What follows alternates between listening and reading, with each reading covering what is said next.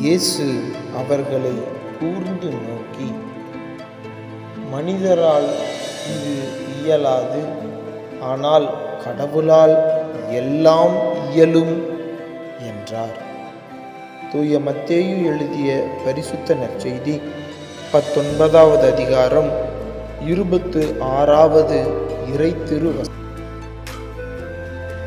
இயேசு அவர்களை கூர்ந்து நோக்கி, மனிதரால் இது இயலாது, ஆனால் கடவுளால் எல்லாம் இயலும் என்றார்.